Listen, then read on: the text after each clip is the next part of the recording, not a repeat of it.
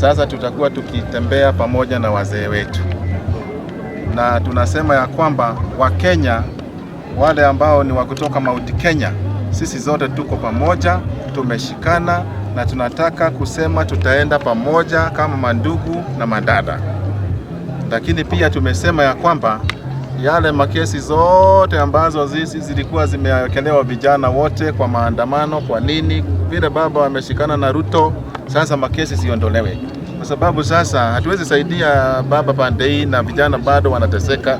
Vijana wote ni wetu, wazee wote ni wetu, tuhakikishe ya kwamba Kenya iko na amani, na sisi zote tumeshikana mkono bega kwa bega kuhakikisha Kenya, Mount Kenya itakuwa imara.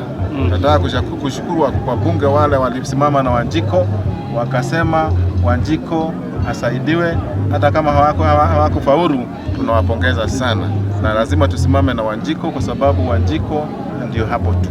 Kumaanisha mko pamoja na viongozi ambao wanataka kuleta jamii ya Mlima Kenya pamoja? Tuko pamoja na viongozi wote ambao wanataka kuleta jamii ya Wakikuyu pamoja, na Wakikuyu, Waembu na Wameru, na hata wale wengine waendelee na kuunganisha jamii zao. Hakuna shida, watu wote waungane, Wakamba waungane, Wakalenjini waungane, watu wa Coast waungane, ndio sasa tuweze kuungana na kuongea na huu muungano wa wale watu ambao wameungana kila sehemu. Kwa nini Mount Kenya inaambiwa wakiungana ni ukabila? Mount Kenya ikiungana si ukabila. Tunasema sisi already ni watu, ni kabila moja. So hata tukiwaambiwa sisi ni wakabila, wacha iwe hivyo. Wacha iwe hivyo, kwa sababu sisi already tunaongea lugha moja, Wakikuyu, Waembu na Wameru. Hatuwezi kuongea Kikalenjini, hatuwezi kuongea Kikosti. Kwa hivyo tunaongea kikabila yetu, kabila yetu, na tumeongea na Kikuyu na tunaelewana watu wote. Kwa hivyo mambo yote tunafanya kikabila, hakuna shida.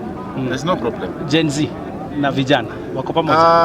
Sasa tunasema sisi ni Generation X, na wale vijana wanaandamana huko Nairobi ni watoto wetu. Kwa hivyo tuko pamoja na hawa watoto wote ambao wako ndani ya nchi, wakisema kwamba wanataka mabadiliko, ni watoto wetu, na tutawaonyesha direction. Juzi walisema wako partless, tutawaonyesha chama. Wako leaderless, tutawaonyesha uongozi, na sisi tutasimama imara na timu Wanjiko mpaka mwisho.